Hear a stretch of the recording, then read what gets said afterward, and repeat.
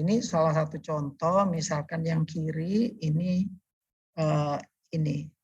mengalami noise, banyak yang numpuk ya. Sinyal satu dengan ini dari satu elektroda dengan elektroda lainnya banyak yang overlapping. Lalu digunakan ICA, ini menggunakan EEG Lab yang sudah ada softwarenya.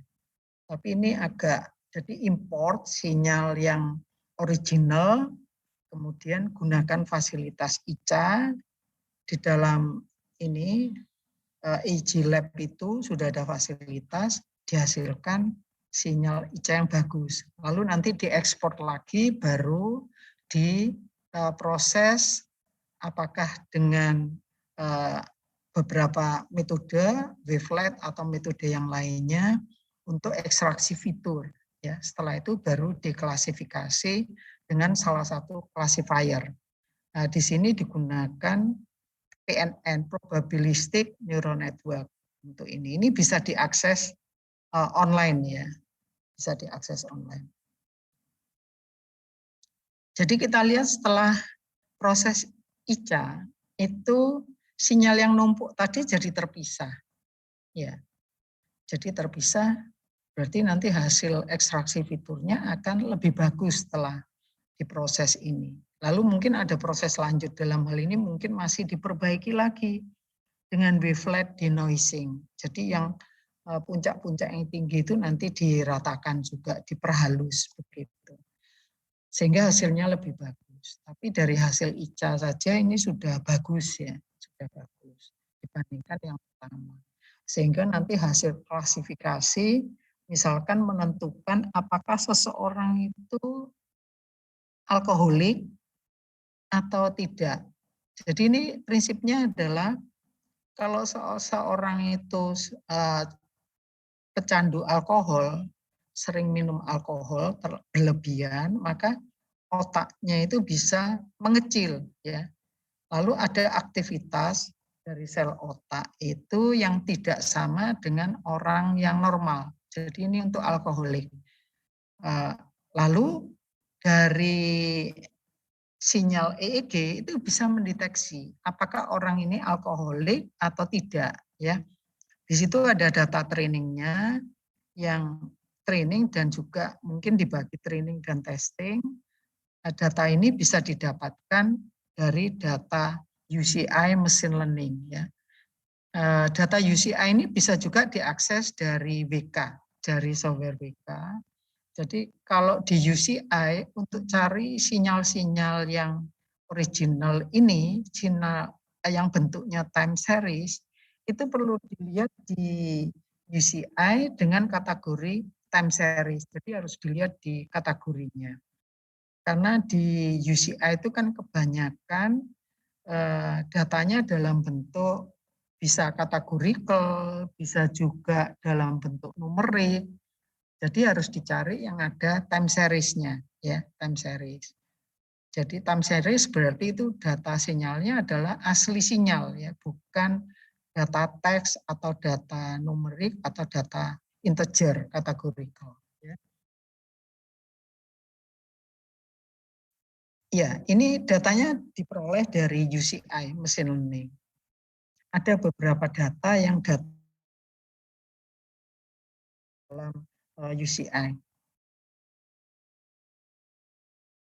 Kemudian tahap berikutnya, kalau tahap pertama adalah memperbaiki, salah satu cara adalah dengan filtering atau dengan ICA. Kapan ICA digunakan? ICA digunakan kalau sinyal aslinya itu kurang bagus ya, banyak yang numpuk dan sebagainya, seperti data alkoholik tadi. Tapi kalau sinyalnya sudah bagus, sudah disiapkan oleh seorang ini, oleh sumber ya, misalnya datanya tersedia di online ya, public domain begitu, seperti data sinyal yang ada dari Bond University ya, hospital, itu datanya sudah bagus. Jadi data yang ditangkap itu sudah diolah ya, diolah sehingga bagus dan diambil lebih mudah lagi diambil satu channel saja. Kan untuk elektrografi itu elektroencephalografi itu ada beberapa channel ya. Seperti yang standar sistem internasional 1020 itu bisa banyak channelnya. Kalau banyak kan komputasinya juga banyak ya. Nah, kalau data yang dari BON itu yang paling banyak digunakan karena sangat sederhana. Jadi kalau mau pakai data itu juga bisa, hanya mungkin dicek apakah datanya masih ada online. Kalau tidak ada bisa saya berikan ya. Itu banyak sekali dipakai untuk membuktikan beberapa metode ya, karena itu paling sederhana. Jadi banyak sekali dipakai. Jadi katakan satu subjek itu hanya diambil satu channel saja. Ya tadinya ada beberapa channel, tapi diambil satu channel. Jadi sangat sederhana dan sudah dipotong siap pakai. Bahkan sudah difilter ya, sudah difilter. Sehingga tinggal pakai ekstraksi fitur saja ya. Kemudian pemrosesan berikutnya, kalau datanya sudah mengalami katakan noise filtering, sudah melewati noise filtering atau ICA, maka proses berikutnya adalah ini ekstraksi fitur ya. Ekstraksi fitur itu bisa dilakukan dengan proses katakan reflect atau transformasi Fourier. Karena ini berhubungan dengan frekuensi. Seperti diketahui untuk EEG itu kan ada frekuensinya yang katakan sinyal alfa pada waktu seseorang rileks itu antara 8 sampai 13 Hz. Beta lebih besar dari 13 sampai berapa? Katakan 20 ya. Bisa dicek ya di listnya. Lalu ada gamma, kemudian ada juga delta, lebih rendah daripada 8 Hz. Ya. Jadi ada hubungannya dengan frekuensi. Kalau berhubungan dengan frekuensi, maka transformasi Fourier itu bisa menunjukkan fiturnya dalam bidang frekuensi. Ya, ini istilahnya adalah bagaimana satu data itu ditunjukkan spektrum frekuensi. Jadi spektrum frekuensi itu menunjukkan besaran dari masing-masing komponen amplitudo ya. Jadi kalau misalkan di sini ditunjukkan sinyal square, itu sinyal square-nya terdiri atas besaran amplitudo pada frekuensi satu frekuensi dan frekuensi yang lainnya. Jadi square ini mengandung banyak komponen frekuensi, terutama pada sinyal yang ujungnya tajam. Ujung tajam itu berarti frekuensinya tinggi ya, yang komponen frekuensi tinggi. Kalau ujungnya agak membulat, frekuensinya lebih rendah. Kalau sinusoidal ya hanya satu frekuensi saja. Jadi ini ada contoh, misalkan bentuk sinusoidal seperti tegangan jala-jala ya. Tegangan listrik itu sinus, walaupun tidak murni sinus ya. Kalau kita anggap murni sinus, mirip sinus ya, tapi ada sedikit gangguan, ripple. Kalau kita anggap sinus, itu hanya satu komponen. Yang di kiri ini frekuensi minus, itu adalah aliasingnya ya. Tapi yang kita tinjau itu hanya yang di kanan. Jadi separuh frekuensi spektrum saja. Kalau dalam bidang frekuensi separuhnya, karena kiri kanan simetris. Nanti diulangi lagi, setengah periode diulangi lagi prosesnya.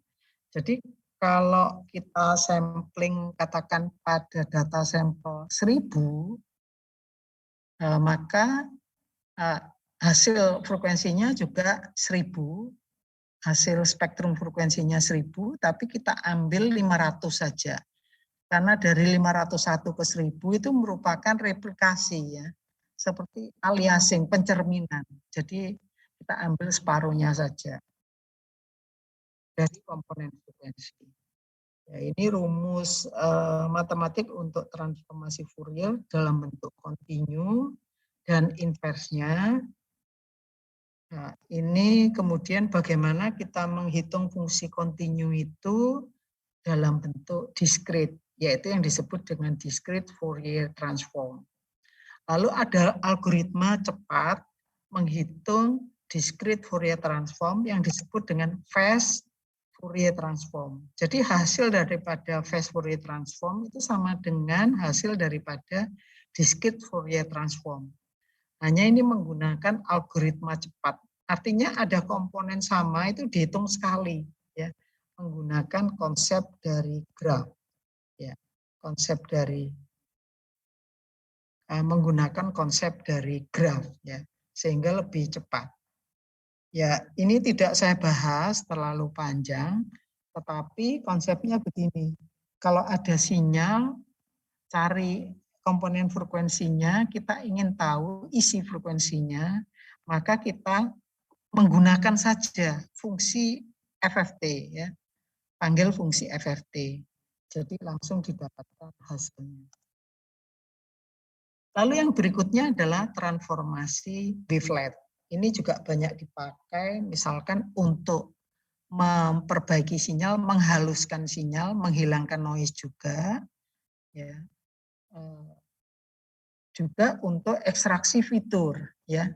Jadi fungsinya bisa untuk noise removing, bisa untuk ini smoothing, bisa juga untuk ekstraksi fitur. Ya.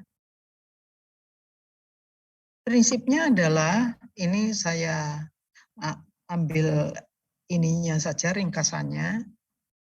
Untuk yang kita lihat di FT, ya, discrete Fourier transform. Prinsipnya adalah satu sinyal itu terdiri satu band frekuensi, ya, daerah frekuensi tertentu. Lalu daerah frekuensinya dibagi dua, bagian yang rendah sama bagian yang tinggi, low pass dan high pass. Sehingga kita mempunyai dua komponen frekuensi atau dua sinyal. Satu sinyal dibagi dengan dua subsinyal, ya. Katakan satu sinyal S, satu sumber sinyal dibagi menjadi dua sinyal, ya, menjadi A1 dan D1. A ini singkatan dari approximation dan D singkatan dari detail. Artinya satu gelombang dibagi menjadi dua gelombang. Gelombang yang approximation itu gelombang frekuensi rendah. Sedangkan gelombang detail itu gelombang frekuensi tinggi. Artinya sinyal itu dipecah seolah-olah terdiri atas dua bagian, bagian rendah, bagian tinggi. Kalau itu namanya dekomposisi. Jadi discrete Fourier transform itu mendekomposisi menjadi dua daerah frekuensi, tetap berbentuk gelombang. Jadi ini bedanya antara discrete Fourier, antara Fourier transform dengan wavelet transform. Bedanya kalau Fourier transform atau FFT tadi, algoritmanya, itu adalah menampilkan komponen-komponen frekuensi, amplitudo dari kekuatan dari masing-masing komponen frekuensi. Jadi bidangnya adalah bidang spektrum frekuensi. Tapi kalau wavelet itu dibagi menjadi dua bagian, tetap dalam bentuk sinyal, bukan komponen frekuensi. Hanya dibagi sinyal untuk daerah low pass dan sinyal untuk daerah high pass. Ya, jadi yang low pass itu seperti penghalusan dari sumber S, A itu seperti S yang dihaluskan, dan D itu adalah detailnya. Jadi daerah komponen yang fluktuasinya lebih cepat, ya, dari sumbernya. Jadi tetap dalam bentuk sinyal tapi beda, ya. Yang satu diperhalus, yang satu high frequency. Kalau dua sinyal yang dipisah ini atau disebut dengan dekomposisi itu ditambahkan, hasilnya sama dengan S, ya. Jadi ini beda. Kalau Fourier transform itu menyatakan dalam bentuk frekuensi spektrum, ya. Jadi besaran amplitude dari masing-masing komponen frekuensi. Jadi komponen frekuensinya itu bisa dilihat. Ya, frekuensi rendah komponennya tinggi, ya. Lalu makin tinggi makin turun. Jadi itu spektrum frekuensi. Kalau di transformasi wavelet, penampilannya adalah dua sinyal, yang satu sinyal fluktuasinya rendah, yang satu fluktuasinya tinggi. Kalau digabungkan, balik ke sinyal aslinya.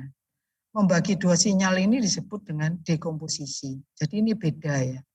Jadi kalau dalam bentuk wavelet, masih dalam bentuk sinyal. Hanya yang satunya fluktuasinya rendah, yang satunya fluktuasi tinggi. Jadi kalau satu level dekomposisinya menjadi A1 dan D1. C ini singkatan komponen approximation dan komponen delay.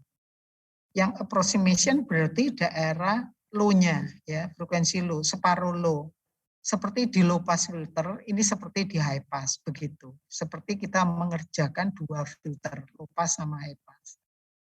Lalu yang kalau discrete Fourier transform, DWT, itu yang high pass-nya dibiarkan, yang low pass-nya bisa dipisah lagi lewat low pass dan high pass menjadi A2 dan D2, ya. Itu kalau level 2, dekomposisi wavelet level 2. Jadi tiap kali menjadi 2, yaitu dengan binary tree, ya, dengan menggunakan binary tree. Jadi bentuknya binary tree. Kalau 3 level diturunkan lagi, ya, frekuensi rendah dan ini. Jadi makin ke kiri ini makin turun, makin rendah, ya, fluktuasinya. Lalu yang di kanan lebih tinggi, makin ke atas makin tinggi. Jadi kalau misalkan saya menambahkan CA3, sinyalnya ditambah dengan sinyal CD3, ditambah dengan sinyal CD2, ditambah dengan sinyal CD1, hasilnya adalah sama dengan S, ya. Jadi ini seolah-olah jadi komponen sinyal, kalau ditambahkan semuanya menjadi sinyal aslinya. Itu adalah konsep dari discrete Fourier transform. Ya. Gambaran itu tadi, low pass dan high pass bisa digambarkan ini. Jadi yang H itu low pass, yang GN high pass, discrete, ya. Lalu dibagi dua. Satu sinyal dibagi dua sinyal. Kalau disampling, katakan disampling menjadi N, ya, N. Misalkan disampling kita bagi menjadi 256 data. Satu sinyal disampling menjadi 256. Artinya ada 256 nilai numerik. Kalau kemudian dipisah menjadi dua sinyal, masing-masing kalau dengan frekuensi yang sama akan menjadi 256. Jadi output dari H 256, output dari G 256. Kalau digabungkan fiturnya, ya, jadi yang disampling bisa dianggap fitur. 256 menjadi 2 kali, ya, 512. Kalau diturunkan lagi jadi besar. Nah, ini untuk mengurangi jumlah data supaya sama dengan aslinya, maka output dari ini low pass sama high pass-nya itu di downsampling, ya, dengan 2. Jadi kalau ini 256 disampling dengan frekuensi rate 256, ada 256 data numerik, lewat HN 256 juga, di downsampling menjadi 128. Demikian juga yang lewat high pass, itu 256 juga, di downsampling menjadi 128. Sehingga kalau ditambahkan tetap 256. Kalau fiturnya tambahkan, misalkan data sampling sebagai fitur langsung, tetap 256. Jadi tidak berubah. Tidak menjadi, datanya tidak menjadi lebih banyak. Jadi tetap. Demikian juga kalau kita turunkan level kedua, ini kan lebih banyak, di downsampling lagi, level ketiga downsampling. Ini adalah konsep DWT, discrete Fourier transform, dengan menjaga data hasil sampling, hasil filternya itu berapa level DWT itu tidak, jumlah datanya tidak berubah, tidak lebih gemuk ya. Tapi sama jumlah data samplingnya sama dengan data original. Ya, sehingga kita kalau kita gunakan sampling ini sebagai fitur tetap sama ya. Atau samplingnya ini diolah lagi ya, tidak sebagai fitur. Untuk fiturnya mungkin kita gunakan katakan harga rata-rata, harga maksimum dari data samplingnya, atau nilai variannya, nilai standar deviasi, dan sebagainya. Supaya fiturnya menjadi lebih kecil. Karena kalau samplingnya katakan 256, berarti fiturnya ada 256. Ya, kalau samplingnya langsung dipakai sebagai fitur 256, ya 256 kalau DWT. Lalu ada dekomposisi yang lain, namanya stationary wavelet transform. Dalam hal ini tidak pakai downsampling. Jadi HN kalau XN, N-nya 256, disampling 256, HN-nya H1N level 1 juga 256 datanya, G1-nya 256 ya. Jadi kalau satu level saja menjadi 512 data, 256 jadi 512. Kemudian kalau G1 ini yang low frekuensi, oh ini terbalik ya, ini yang high, G-nya yang low. Iya, H itu yang high, G-nya yang low. Kalau low-nya ini diekspansi menjadi low dan high lagi, ini menjadi, tadi kan 256. 256, 256, jadi 512. Jadi kalau sampai level 2, jumlah datanya, data aslinya 256 sampling. Lalu H1-nya punya 256. H2-nya 256, G2-nya 256. Jadi 3 kali 256. Kalau diturunkan lagi ini 256 lagi, jadi banyak ya. Masing-masing ini ya levelnya sama level yang sebelumnya dari high frekuensinya menjadi lebih banyak datanya. Tapi dalam hal ini yang low-nya yang diteruskan karena tidak digunakan downsampling.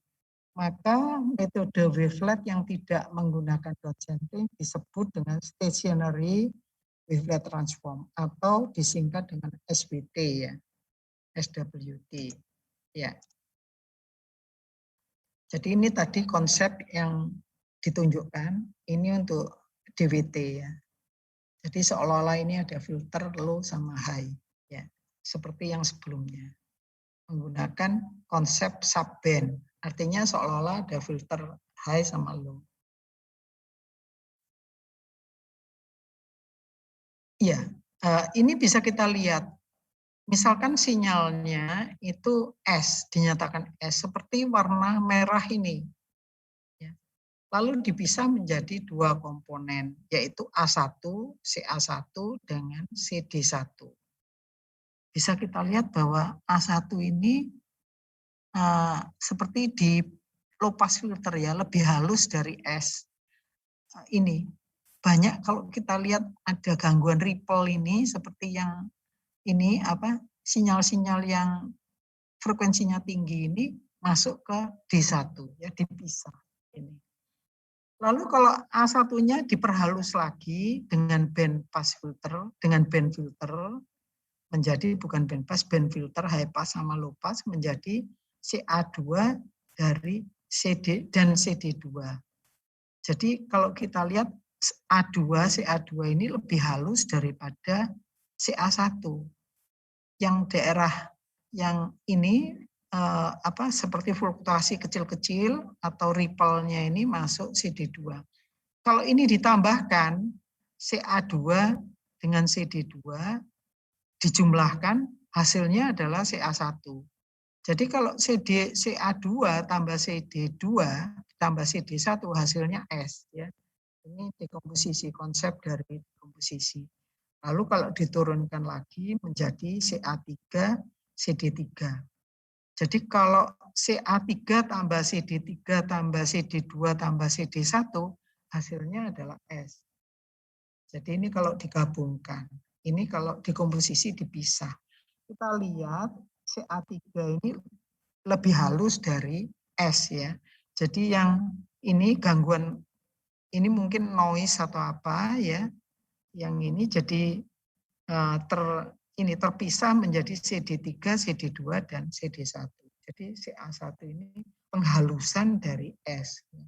Jadi fungsi wavelet salah satunya adalah menghaluskan, memisah antara yang daerah komponen disebut approximation, itu penghalusan dari sinyalnya, dan bagian detailnya, artinya yang fluktuasinya lebih tinggi.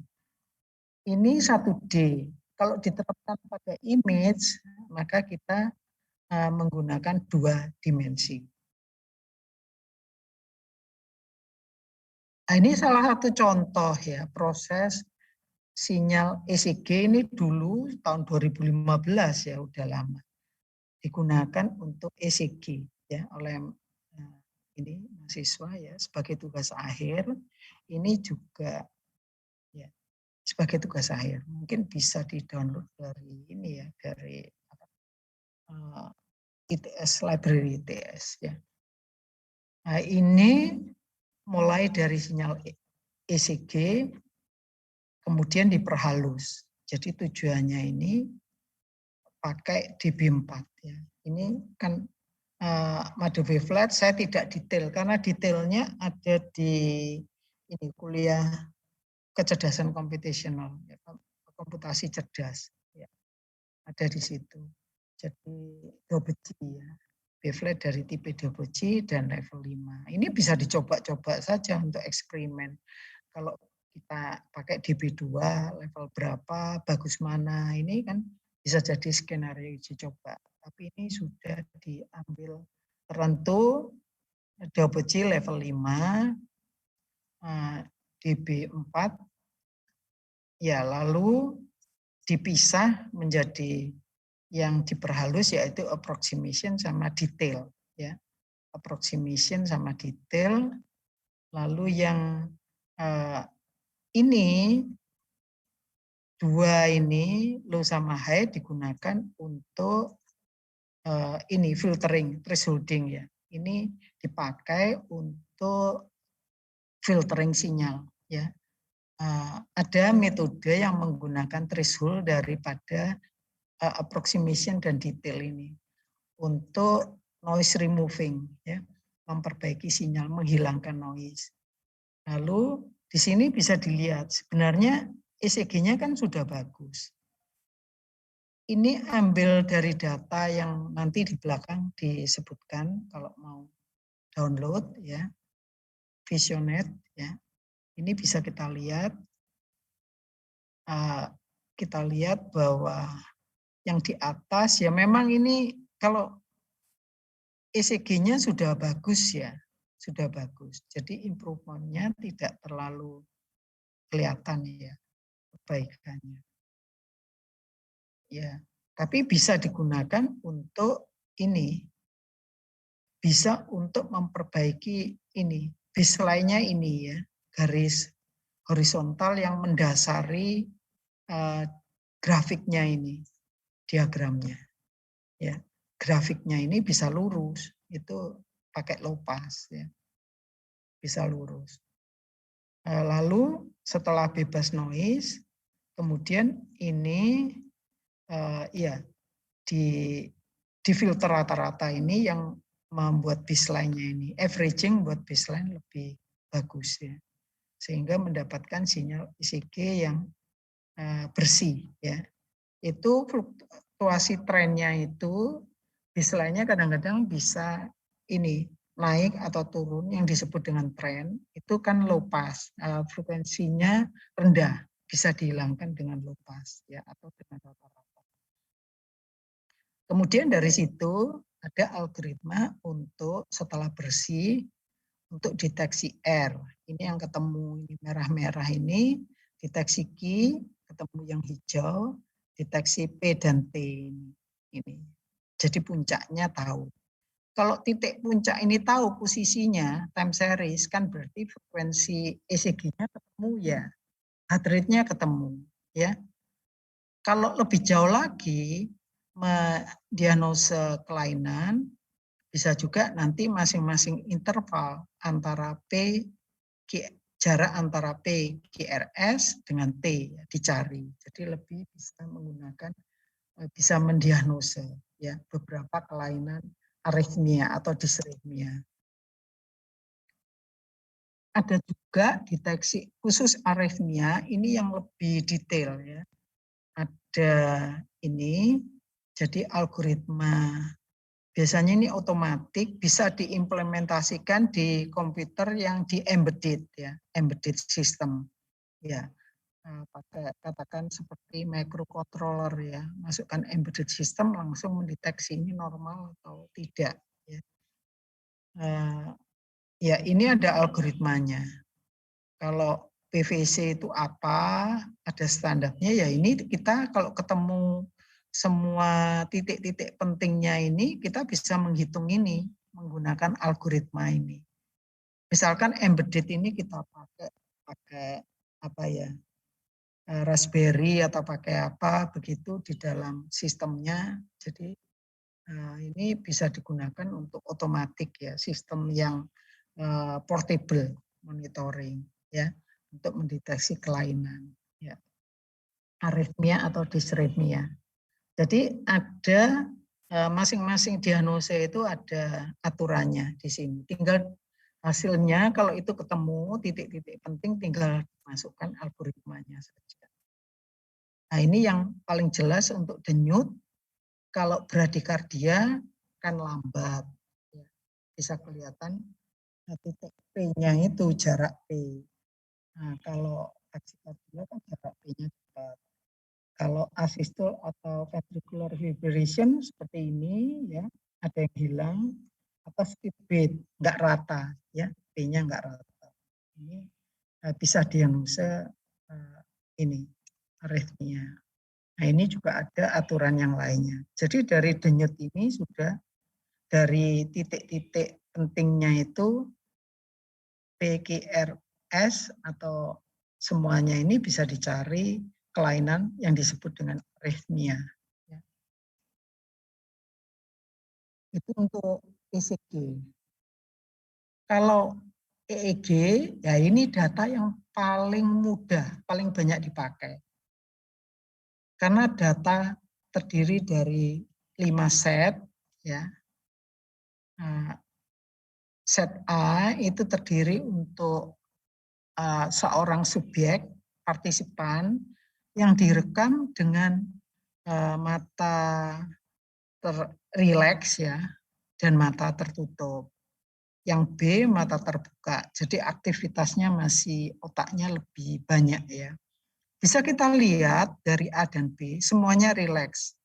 Partisipannya rileks dalam kondisi santai. Hanya bedanya mata tertutup, mata terbuka. Bisa kita lihat bahwa amplitudo kalau mata tertutup lebih tinggi ya. Kalau otaknya lebih aktif, itu amplitudonya lebih kecil ya, menurun. Terbalik. Seolah-olah persepsinya kalau lebih aktif kan lebih besar, tapi kebalikan malah. Ya. Dan frekuensinya lebih kecil kalau aktif. Kalau aktif, otak itu aktif, misalkan main game, wah itu konsentrasinya kan full ya. Kalau aktif itu sinyal gamma, ya, amplitudonya kecil tapi frekuensinya lebih besar. Lalu CDE itu dua-duanya adalah pasien yang mengalami epilepsi. Hanya CD itu tidak dalam kondisi kejang. Ya. Epilepsi tidak dalam kondisi kejang, E-nya itu dalam kondisi kejang. Ya.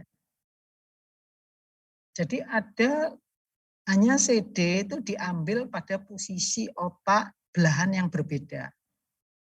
Kalau E-nya itu kejang di mana-mana ya seperti itu. Kalau CDE itu diambil pada waktu pembedahan. Kalau AB itu untuk subjek sehat, jadi beda ya pengambilannya. Nah, tidak pembedahan, jadi non invasif. Tapi kalau CDE itu invasif, ya, diambil pada permukaan otak. Ini digabung, ya. Bisa kita lihat ya, kalau E itu paling gampang dipisah, ya, paling gampang dipisah. Lalu kalau kita gabung katakan yang normal AB, CD itu epilepsi tanpa kejang, E-nya dengan kejang. 3 kelas. Hasilnya cukup bagus. Apalagi kalau 2 kelas ya. Yang kelas yang satunya adalah E. Ya banyak benernya. Banyak peneliti yang pakai data ini untuk 2 kelas ya hampir 100%. Ya, karena perbedaannya sangat menyolok. Kalau 3 kelas agak turun. Kalau 5 kelas lebih turun lagi akurasinya. Ya, karena memisahkan masing-masing kategori, lebih banyak kelasnya lebih sulit. Ini datanya biasanya ada online. Coba dicari. Kalau tidak ada, yang mau mengerjakan ini bisa saya berikan. Ya.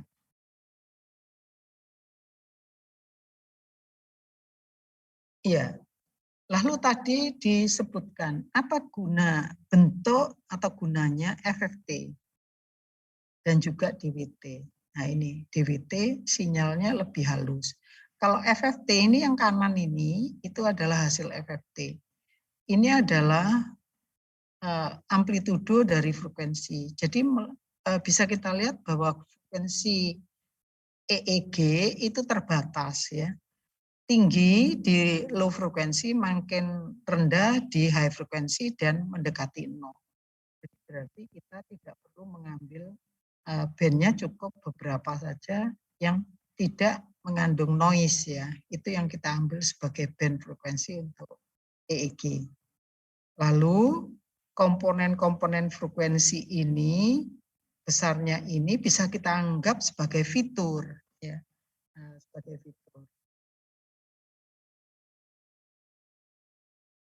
Ya, bisa komponennya sebagai fitur, tapi kalau Fourier transform, kalau wavelet transform kan bentuknya sinyal, bukan komponen frekuensi spektrum, beda ya.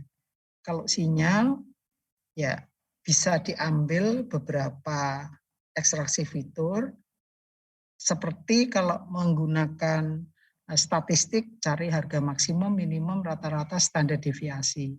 Berarti 4 komponen untuk satu sinyal. Jadi komponen frekuensi tinggi, rendah, 4 fitur. Masing-masing 4 fitur. Kalau digabung satu level 8 fitur. Tapi kalau level kedua, yang low-nya dibagi lagi, 4 jadi 12 dan seterusnya. Kalau levelnya 3 lebih banyak lagi. Ini pakai statistik karena fiturnya tidak banyak ya. Hanya satu gelombang hanya 4. Atau bisa dipilih fitur yang lain. Yang ini dikomposisi beda. Kalau yang tadi pakai wavelet itu dikomposisinya menggunakan itu ya, seperti menggunakan filter low sama high, low sama high. Kalau di empirical mode decomposition ini ada satu metode yang prinsipnya adalah membagi sinyal menjadi beberapa sinyal. Ya prinsipnya ada sinyal yang lebih rendah dan lebih tinggi ya. Seperti dibagi. Kalau dijumlahkan balik lagi ke EEG-nya. Cuman pembagiannya tidak sama dengan yang pembagian yang pakai wavelet tadi, agak beda ya. Ada algoritma dekomposisinya. Nah ini pernah dibuat oleh tugas akhir juga, masuk ke jurnal ya, Ahmad Dahlan ya, jurnal 2017, pakai EPOH, MUT-EPOH, jadi pakai alat ya, lalu dari kemudian menggerakkan robot dengan berpikir konsentrasi ya, pakai imagery berarti. Membayangkan robot itu bergerak maju, bergerak ke kiri, ke kanan, atau mundur ya, dengan konsentrasi pikiran. Ya, jadi pada waktu berpikir maju itu direkam ya, direkam. Jadi dilabeli. Oh, ini maju. Kalau berpikir mundur ini dilabeli, ini mundur. Harus konsentrasi. Kalau berpikir ke kanan, ke kiri juga dilabeli ya. Nah, itu dijadikan sinyal training untuk mentraining suatu classifier yang ini dengan menggunakan SVM, ya. Labelingnya itu dipakai nanti untuk fitur, ya ekstraksi fiturnya bisa menggunakan, ya ini katakan pakai filter juga, jelas pakai filter low pass, high pass atau band pass filter. Kemudian pakai di ini ekstraksi fitur dengan LDA. LDA itu sebenarnya berfungsi sebagai ekstraksi fitur dan berfungsi sebagai ini juga classifier atau ditambah classifier juga boleh. Hasil modelnya itu dipakai untuk sekarang kalau ini untuk testing. Testingnya misalkan ini berpikir robot gerak, ya. Ini real time berarti gerak, lalu nanti bisa menunjukkan oh robotnya maju, ya. Robotnya sederhana yaitu motor, motor yang bisa dikontrol dengan ini. Nah, sinyal kontrolnya dari EEG-nya itu. Ya, bisa digunakan untuk testing secara real time. Ambil datanya real time, menggunakan testingnya model yang sudah dilatih secara offline, ya hasilnya. Ya ini pernah dikerjakan sebagai TA, ya, dengan menggunakan emotif sistem, ya. Ya, kemudian setelah ekstraksi fitur kan bagian belakangnya ada spot vektor mesin, ya. Salah satunya bisa juga pakai jaringan saraf, pakai Bayesian, pakai apa saja ya classifier. Salah satu classifier yang sering dipakai adalah SVM. Ini semuanya sudah dibahas di kecerdasan komputasional, ya, atau komputasi cerdas, ya, sudah dijelaskan mengenai SVM dan lain-lainnya. Ya. Halo, masih bisa dengar saya? Masih, halo, Bu. Ya, ada pertanyaan?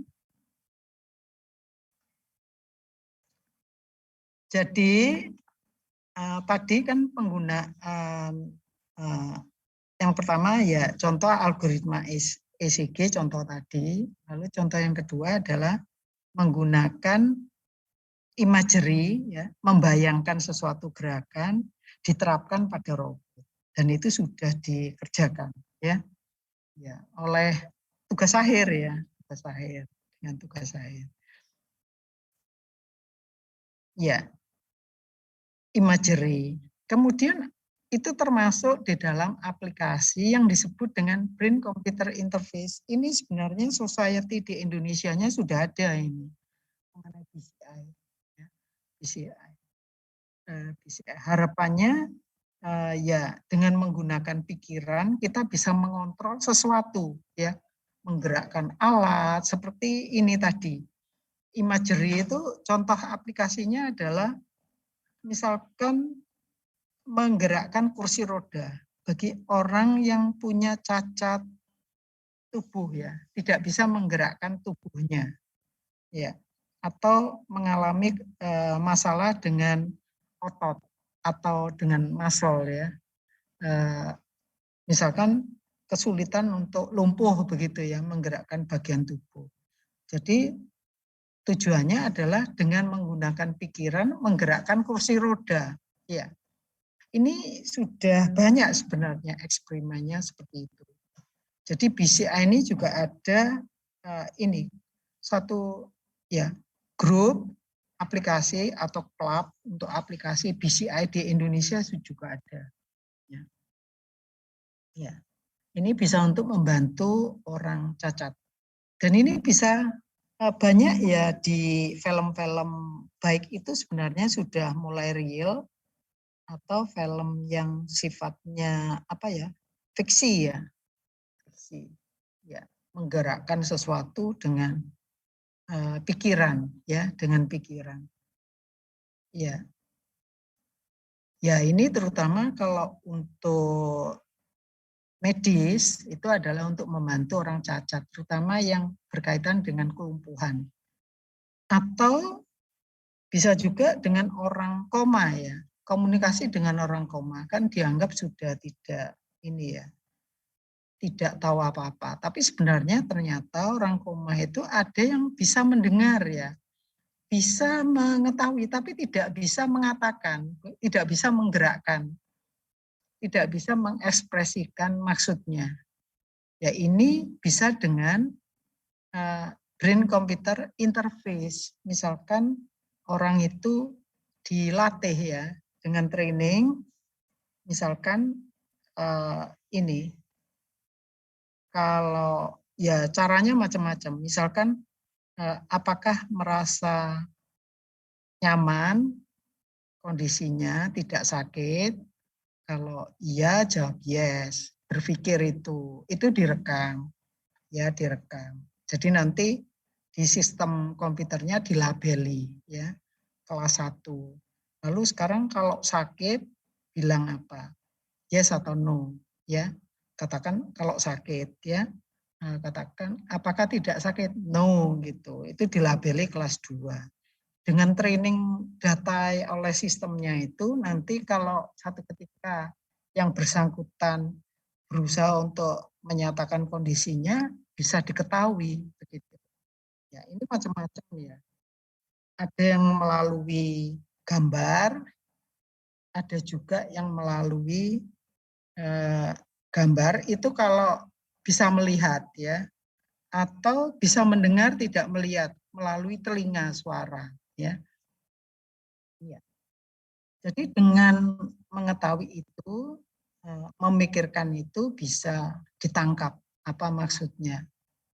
Ya ini disebut dengan sistem BCI ya, sistem BCI. Atau bisa juga digunakan untuk menggerakkan satu alat seperti ini kursi roda tadi ya.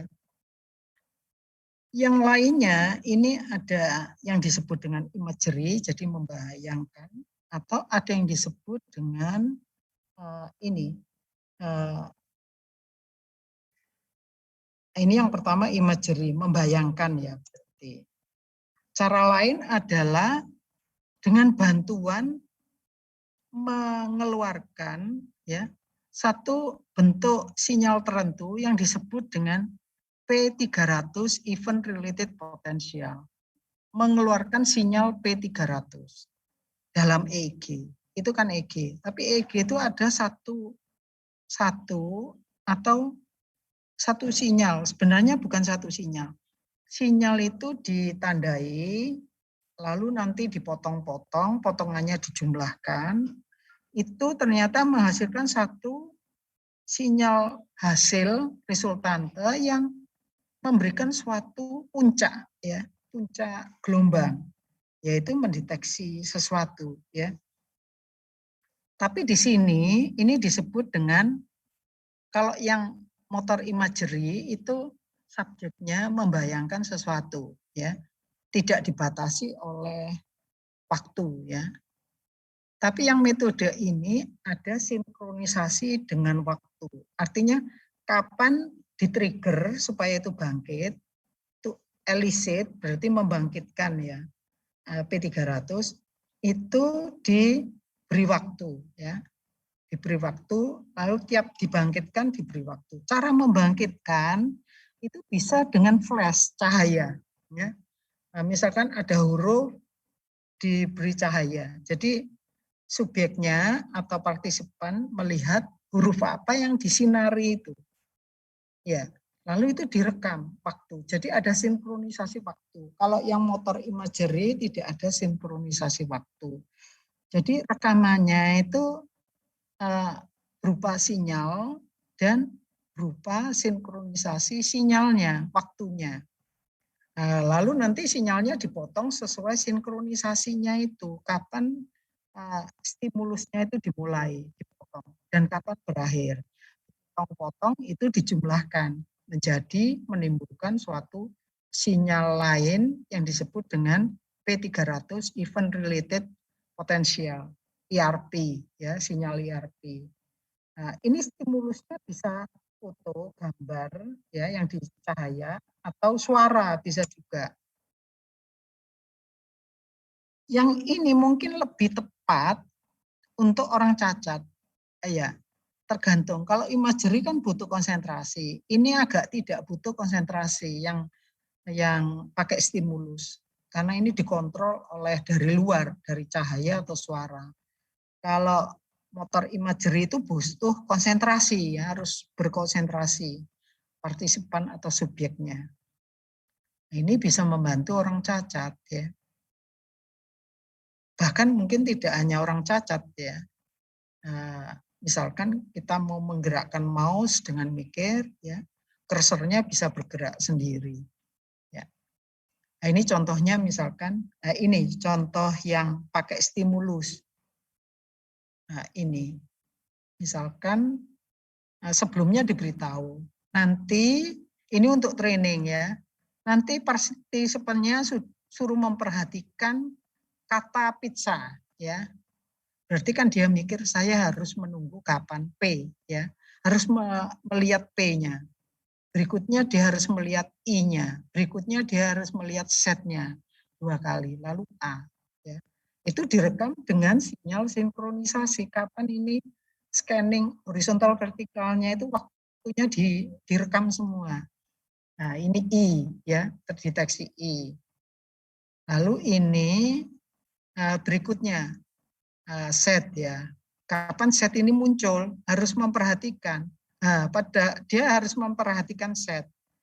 Nah, ini prinsipnya pada waktu dia memperhatikan set, padahal yang nge-flash kan banyak, tapi tujuannya dia harus nyari yang set. Begitu dia lihat set, itu seperti tertrigger otaknya, ya. Iya. Nah, ini lalu dikumpulkan jadi satu. Yang set itu mana, yang P mana, lalu dilabeli. Jadi tahu nanti, oh bentuk kalau sinyal yang P itu digabung, butuh satu sinyal itu P. Kalau I-nya digabung, I. Setnya digabung, set.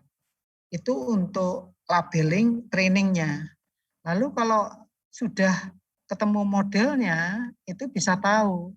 Kalau dia misalkan melihat gambar, langsung mana yang dia pikirkan, ya, dia suruh mikir sendiri, diberi flash, kita langsung tahu, oh dia mikir kata ini, begitu, ya. Ini dilombakan, ya, ada kompetisi, ya, dilombakan. Data ini dari data kompetisi tahun 2015.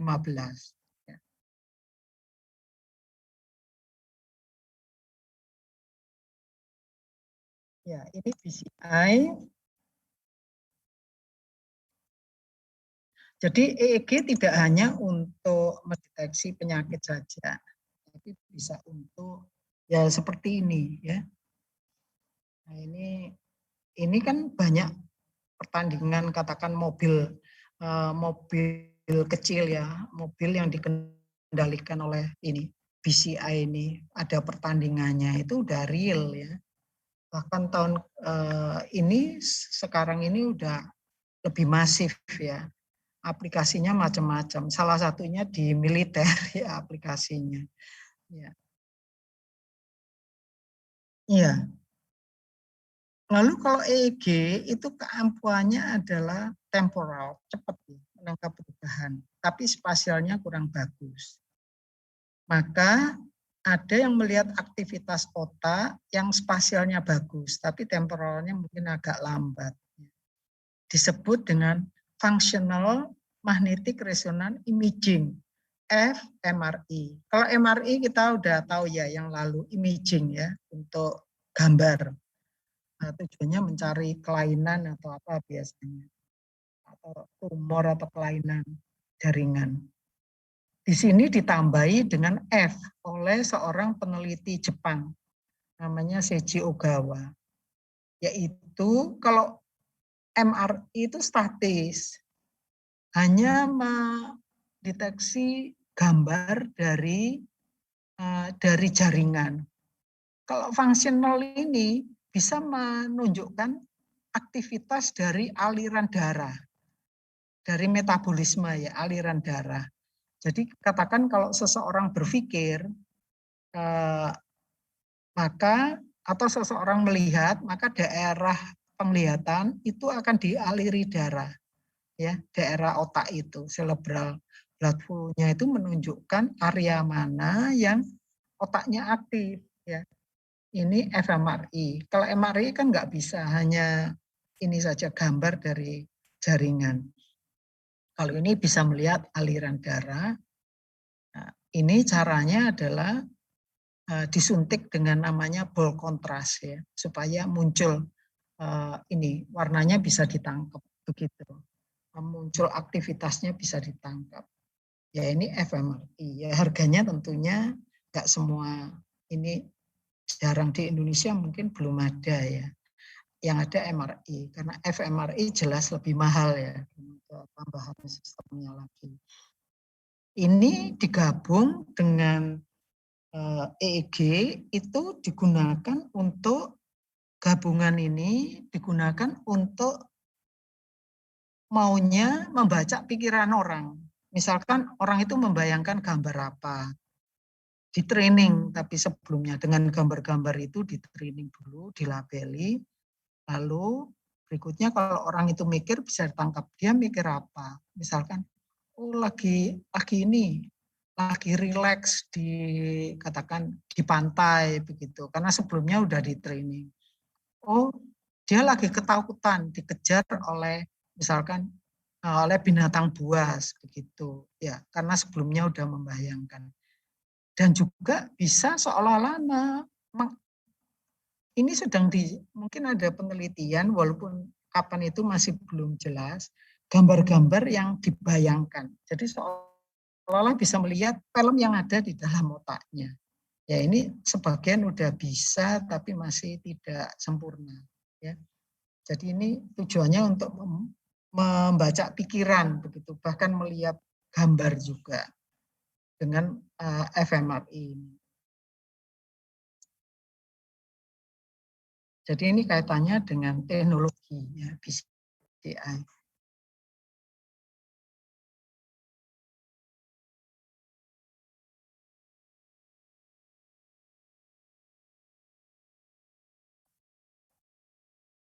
Iya, ini contoh efek. Ini agak sedikit ya, jaringannya agak sedikit ini lambat ya. Ya, ini contohnya adalah fMRI, MRI yang ditambahi suatu alat yang bisa mendeteksi itu. Jadi disuntikan zat kontras bisa mendeteksi. Nah, ini sebentar, saya cek lagi ya. Bisa dilihat di sini ya, daerah dengan fMRI. Nah, ini daerah-daerah otak yang yang aktif ya, bisa kelihatan.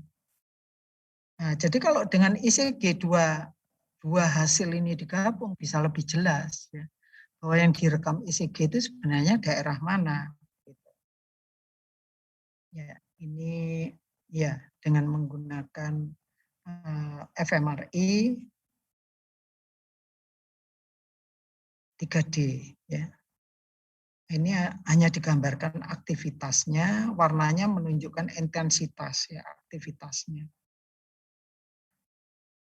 Ya, jadi kalau di ini di summary, preprocessingnya itu bisa noise filtering, ICA dan sebagainya.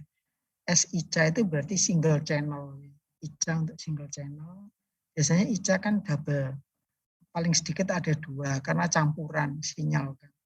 Kalau single ya berarti harus tambahkan, ada tambahan buat sinyal lagi dari hasil yang ada, tambahan sinyal yang merupakan turunan dari sinyal pertama, lalu dilakukan single channel ICA.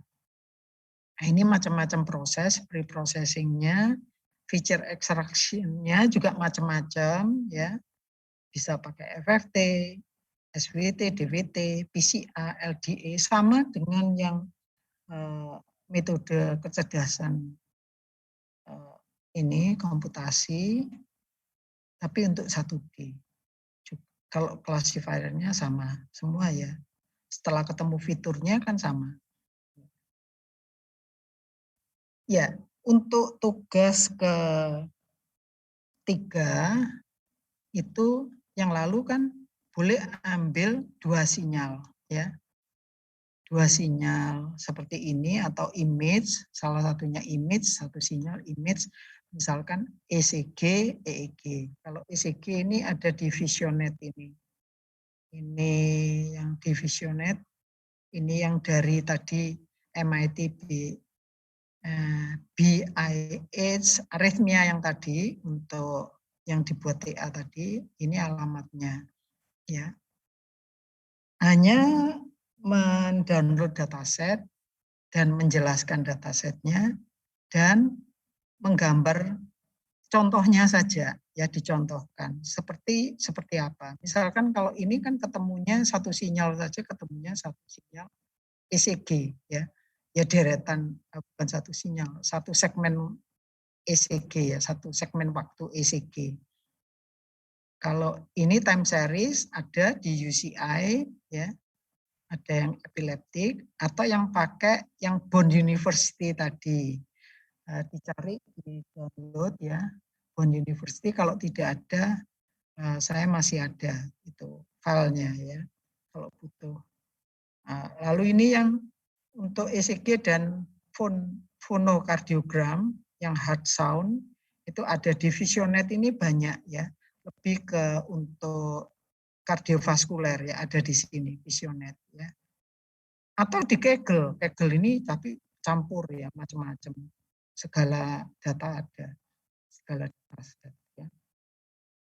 Pilih 2 data, maksudnya tidak perlu di pre-processing, hanya dipilih dan diplot begitu saja. Hanya lalu dijelaskan mengenai data. Jadi hanya mengerti datanya, pengertian data. Lalu nanti dari yang sudah dimengerti ini nanti bisa dilanjutkan ke tugas yang terakhir, yaitu final project dalam bentuk grup ya. Iya, ada pertanyaan. Minggu depan saya tambahkan lagi ini kalau ada yang berminat dengan bioinformatik ya. Ya. Saya belum mencari datanya. Ya, ada pertanyaan silahkan. Halo.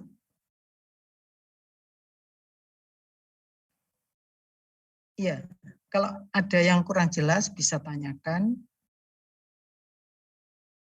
atau dibaca dulu, minggu depan bisa tanyakan juga boleh. Sudah bisa mulai mencoba ya mencari-cari data ya. Cari data ya ini yang ada beberapa ada di UCI atau di WK, tetapi cari yang tipenya time series ya. Kalau time series berarti ini sinyal ya. Kalau bukan kalau kategorikal atau integer atau numerik ya berarti bukan ya. Seperti data apa itu ini iris ya itu kan data real, data numerik ya. Itu bukan time series ya. Time series itu alkoholik ada di situ. Juga ada EEG state eye, saya udah ngecek, IMG juga ada. Atau IMG ini juga ada di Visionet ya. Ya. Barangkali kalau di Kaggle semua ada, cuman ya banyak sekali datanya ya, harus dicek. Hanya mempelajari data, menjelaskan data dan menunjukkan plottingnya saja ya. Atau bisa juga dengan data image kan salah satunya. Jadi 2. Ya. Ya, silahkan kalau ada pertanyaan. Jadi belum memproses, hanya ngeplot saja data sumber datanya. Izin bertanya. Ya. Jadi nanti bentuk atau yang perlu kita buat kayak tampilannya nanti bentuk PPT atau Word gitu Bu, untuk yang tugas 3 ini nanti. Boleh PPT, boleh Word ya. Tugas 3. Asal penjelasannya jelas ya sama plotnya. Ya. Plottingnya ya kalau sederhana pakai Excel ya bisa. Atau pakai software plot yang sudah ada di Python atau di MATLAB atau di mana, ya kan banyak software plot ya, plotting. Ya. Iya, 2 data ya, tapi belum memproses. Kalau mau diproses ya boleh saja sih. Tinggal ambil filteringnya, tapi tidak harus 2 data. Misalkan 1 data ECG, 1 data EEG. Atau 1 data EEG, 1 data fonokardiogram, ECG, 2 ya. Atau EEG dengan IMG. Atau EEG dengan di Kaggle itu banyak image juga ya. Misalkan data dengan data COVID begitu, COVID paru X-ray atau bisa juga COVID CT ya, terserah. Tinggal nunjukkan saja gambarnya sama. Nah, malah gambarnya sudah ada tuh. Kalau image gambarnya sudah ada. Dataset itu biasanya dilengkapi dengan gambar. Tapi kalau sinyal biasanya sinyalnya plottingnya tidak ada. Jadi kita perlu ngeplot. Ya tidak apa-apa. Coba 2 data, nanti yang kira-kira bisa dilanjutkan dengan panel project. Satu lagi yaitu bioinformatik, saya lagi mencari datanya. Jadi mungkin NCBI ya di situ. Mencari datanya apa saja. Begitu minggu depan ya. Waktunya ini adalah minggu depan dan minggu lagi. Ya, minggu depan baru saya posting untuk pengumpulan. Ya, jadi waktunya 2 minggu. Ya, barangkali ada pertanyaan, silahkan. Jadi kalau yang bioinformatik minggu depan. Halo? Ya, kalau tidak ada, saya stop share. Kalau masih ada pertanyaan, silahkan.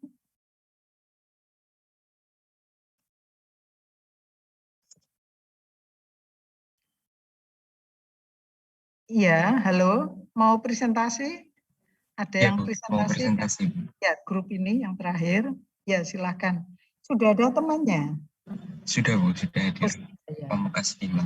Oh ya, silahkan. Ya, Izin share screen ya, Bu. ya saya udah. Saya kira bisa langsung ya. Ya.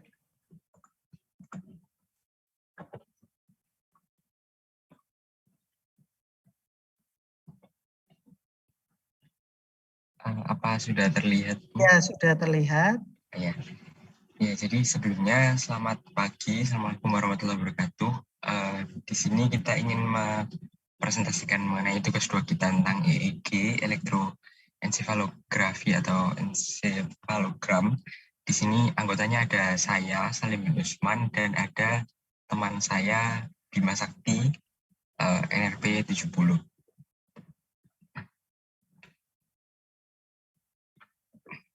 Nah, di sini kita akan membahas mengenai 5 penting dari EEG, mulai dari terminologi, gimana cara perekamannya, gimana cara kita memvisualisasi untuk menginterpretasi, terus pola-pola umum yang bisa kita temui pada perekaman EEG, dan yang terakhir adalah hasil diagnosa atau gimana cara membaca atau mendapatkan diagnosa dari EEG sendiri.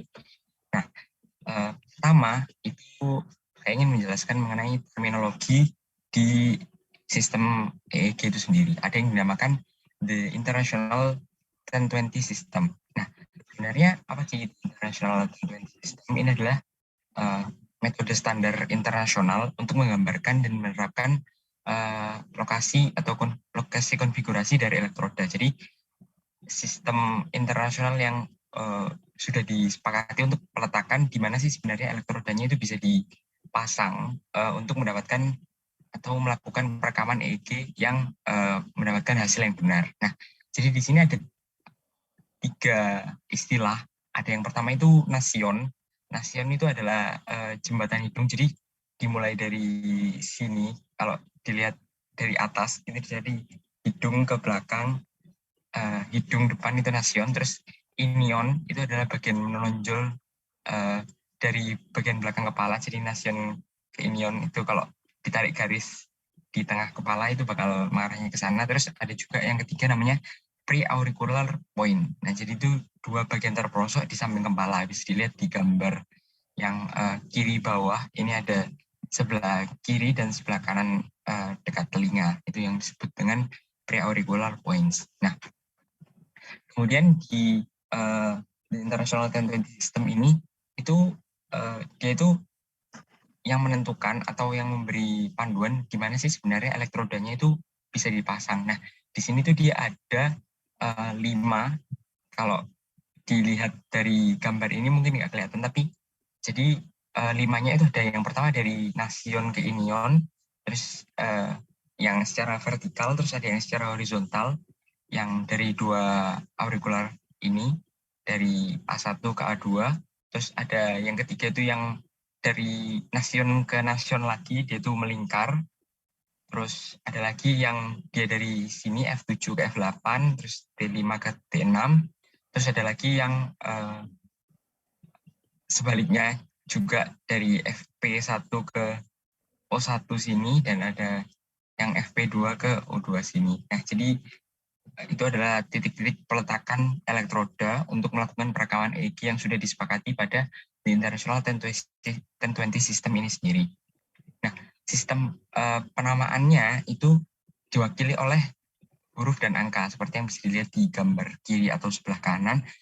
Huruf itu mewakili posisi, dan angka itu mewakili keterdekatan elektroda dengan center atau tengah kepala. Nah, huruf sendiri itu mewakili posisinya seperti apa. Jadi di sini ada 3 huruf yang bisa kita lihat. Di sini ada F itu frontal, C itu sentral, dan P itu parietal. Nah, jadi untuk menentukan gimana sih sebenarnya posisi elektrodanya, biar lebih mudah dipahami gitu. Nah, kemudian yang kedua kita masuk ke topik gimana sih sebenarnya cara perekaman sinyal EEG itu sendiri. Ada yang dinamakan, kita menggunakan teknik yang dinamakan the differential amplifier.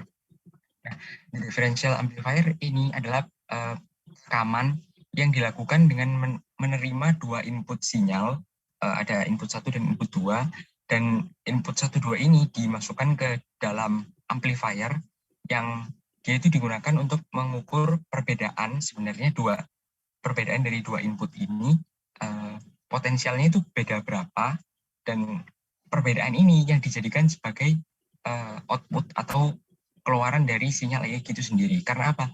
Karena sinyal yang sama atau yang identik dari input 1 dan 2 itu kita dalam penginterpretasiannya nanti itu sinyal yang sama tidak dianggap sebagai sinyal umum atau tidak memberikan dampak. Nah, perbedaan ini yang dianggap bahwa ada proses yang terjadi atau sesuatu yang mempengaruhi antara satu elektroda dan elektroda yang lain itu bisa berbeda hasilnya. Maka inilah focus of view kita pada pengukuran EEG itu sendiri. Nah, pada gambar di sini juga bisa dilihat bahwa seperti contohnya kalau ada 2 sinyal dari input, ada yang pertama seperti ini dan yang kedua ada sedikit perbedaan tonjolan merah di sini, maka yang kita hasilkan outputnya ketika kita mendiferensialkan atau membandingkan antara 2 sinyal input ini, yang akan ditangkap jadinya akan seperti ini, seperti ada merah yang berbeda seperti itu. Terus kita masuk ke topik yang ketiga, gimana sih cara visualisasi EEG itu sendiri. Nah, di sini ada 2 teknik yang digunakan. Ada yang pertama itu bipolar, dan yang kedua ada namanya common average reference. Nah, kita masuk dulu ke bipolar montage. Ini adalah salah satu cara untuk memvisualisasikan perekaman EEG yang dia itu menampilkan perbedaan input dari 2 elektroda yang berdekatan yang disebut sebagai channel. Jadi misalkan contohnya di sini elektroda yang di sini dan elektroda yang di sini itu kita membedakannya dengan teknik sebelumnya, the differential amplifier. Itu 2 elektroda yang berbeda ini jadi 1 channel namanya. Nah, rangkaian dari channel-channel yang terbentuk dari semua elektroda yang ada atau yang dipasang itu disebut dengan chain. Nah, di sini itu ada 5 chain yang terbentuk dari visualisasi ini nantinya. Nah, seperti yang bisa dilihat di gambar sebelah kiri itu ada left temporal chain. Jadi ini adalah visualisasi dari kepala yang dia itu mengarah atau hidungnya itu di sebelah kanan sini dan di sini adalah 2 telinga. Nah, jadi visualisasi ini nanti berkorelasi dengan yang muncul pada grafik di sebelah kiri waktu visualisasi. Nah, yang pertama itu ada namanya tadi left temporal chain, terus yang kedua itu ada left parasagittal chain, itu dia mulai dari sini dan berujung ke sini. Terus yang ketiga ada central chain, yaitu ada 3 elektroda di sini. Yang keempat itu right parasagittal chain, itu dia mulai dari sini jalan ke sini, dan yang terakhir ada right temporal chain, yaitu mulai dari sini dan berakhir ke sini, seperti itu. Nah, oh maaf, yang terakhir itu dari 2 sini ke sini. Oke. Nah, ini yang pertama dari bipolar montage. Jadi dia itu yang dibedakan adalah 2 elektroda yang berdekatan. Nah, terus yang ini kedua untuk visualisasi itu ada namanya common average reference montage. Nah, di teknik ini itu channel yang terbentuk dia tidak merepresentasikan perbedaan antara 2 elektroda yang berdekatan yang adjacent kayak metode bipolar montage, tapi dia itu merepresentasikan perbedaan antara 2 elektroda dengan satu elektroda dengan rata-rata sinyal elektroda yang lain. Nah, jadi dia itu membandingkan dengan seluruh elektroda yang ada, tapi rata-ratanya seperti itu. Jadi ini adalah teknik yang kedua untuk memvisualisasikan dari sinyal EEG. Nah, terus selanjutnya ada pola EEG umum yang akan dijelaskan oleh Oke, pola EEG umum. Yang pertama itu ada eye blink atau kedipan mata. Bisa di refresh, Lim, tolong. Ada yang belum kelut kayak. Udah downloadan ya? No, ya udah, nggak apa. Jadi eye blink ini entitas yang paling sering ditemui karena bakal keluar di EEG ketika pasiennya mengedipkan mata. Dan ini terjadi karena di retina tersebut ada seperti dipole dengan polaritas di mana retina itu negatif dan kornea bermuatan positif, dan hal ini terjadi ketika kita mengedipkan mata karena ada yang dinamakan Bell phenomenon. Itu jadi matanya akan bergerak otomatis ke atas ketika kita mengedipkan. Itu yang menyebabkan sinyal di EEG tersebut. Nah, nanti kita jika di sinyal itu dapat terlihat di kutub frontal FV1 dan FV2-nya, itu yang bagian atas sama bawahnya itu. Nah, di situ. Dan refleksinya bisa terlihat di EEG-nya. Next. The alpha rhythm. Ini adalah pola EEG yang ditemui ketika keadaan normal mata yang tertutup menjadikan pola ini lebih mudah ditemukan. Dan pola ini biasanya berkisar antara 10 Hz. Next link. Oke, ini frontal epileptiform discharge. Pola ini dihasilkan oleh aktivitas listrik abnormal sinkron dalam populasi besar neuron di korteks. Penemuan pola ini mengindikasikan bahwa otak dapat menghasilkan kejang. Pola ini dapat membantu mendiagnosa pasien dengan epilepsi.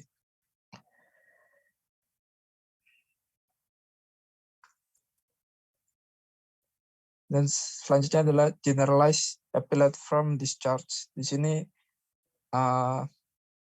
terjadi pada pasien yang mengidap epilepsi umum. Penemuan pola ini cukup mudah karena terjadi hampir pada seluruh halaman, dan pelepasan gelombang lonjakan umum 3 Hz yang terlihat pada childhood absence epilepsy. Next. Nah, di sini ada diagnosanya EEG. Jadi di situ ada kayak chart yang itu. Jadi dalam 24 jam dari kejang pertama, kemungkinan ditemukan pelepasan epilepsi sebesar 50%. Dan ketika sudah lebih dari 24 jam atau 1 hari, kemungkinan ditemukannya itu menurun menjadi 20-55%. Dan selanjutnya itu jika dilakukan perekaman EEG selama 24 jam, kemungkinan ditemukannya itu sebesar 80-90%. Kemungkinan ini cukup besar, namun juga menunjukkan bahwa 10-20% EEG yang berkepanjangan dapat menjadi normal pada pasien epilepsi. Dan yang terakhir itu beberapa kali perekaman EEG rutin selama 30-60 menit. Kemungkinan ditemukannya itu 80-90%. Hasilnya sama dengan rekaman 24 jam, tapi kurang praktis karena harus berkali-kali. Next. Sama ada beberapa hal sih yang biasanya pelepasan epinephrine tidak terdeteksi pada skap itu jika korteksnya terlalu kecil atau secara normal itu 10-20 cm luasnya. Jadi kalau lebih kecil daripada itu maka bakal nggak terdeteksi atau kemungkinan terdeteksinya lebih kecil. Dan yang kedua itu lokasi terjadinya aktivitas kortikal sinkronus itu bakal semakin kecil ketika terjadi terlalu di bagian dalamnya, seperti di bagian cingulate gyrus, mesial temporal atau insular cortex. Terima kasih untuk perhatiannya. Jika ada salah kata, mohon maaf. Wassalamualaikum warahmatullahi wabarakatuh. Ya, jadi semuanya sudah lengkap ya. Jadi tujuannya memang semuanya dengan mempresentasikan, menjelaskan, diharapkan lebih memahami mengenai biosinyal ya, terutama ECG sama EEG. Ya, jadi mulai dikerjakan, coba cari-cari data untuk tugas 3 ya. Ya, tadi ada beberapa sumber yang saya masukkan, tapi masih ada sumber lain bisa bisa di-browsing. Ya. Kalau tidak ada pertanyaan lagi, saya end sampai di sini ya.